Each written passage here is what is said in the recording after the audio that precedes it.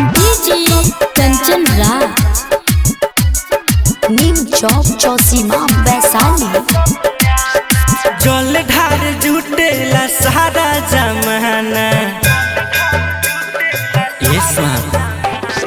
जल ढार जुटेला सारा जमाना जल ढार जुटेला सारा जमाना देवा घर में भोला टांगाबाद समियाना देवा घर में स्वामी टांगाबाद समियाना बहुत घम देखी बड़ी रोजाना देवा घर में भोला टांगाबाद समियाना देवा घर में भोला टांगाबाद समियाना।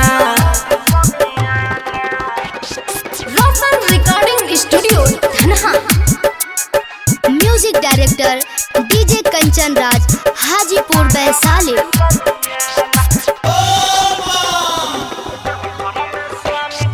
डीजे कंचन राज नीम चौक चौसीमा वैशाली। पौवा पिराइया फोड़ा नहीं पड़ी रहुआ कंवरियन के गोड़ नहीं जड़ी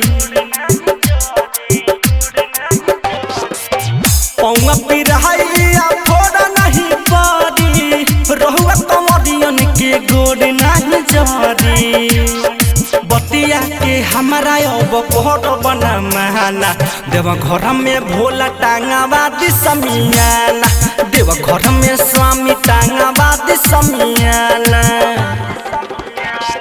रोशन recording studio Dhanha. Music director DJ Kanchan Raj Hajipur Vaishali.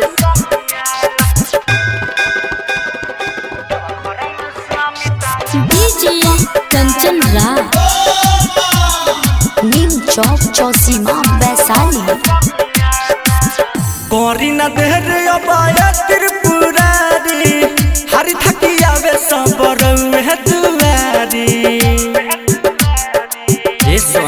देखी ना कौरी न देर अबाया त्रिपुरारी हरी थकी आवे सब रउहे दुआरी छोटू पप्पू पी के आगोलू गावे गाना देवा घर में स्वामी टांगाबाद समियाना देवा घर में भोला टांगाबाद समियाना जल ढार जुटेला सारा जमाना जल ढार जुटेला सारा जमाना देवा घर में भोला टांगाबाद समियाना देवा घर में स्वामी टांगाबाद समियाना होतावे घम देखी बड़ी रोजाना देवा घर में भोला टांगाबाद समियाना देवा घर में स्वामी टांगाबाद समियाना।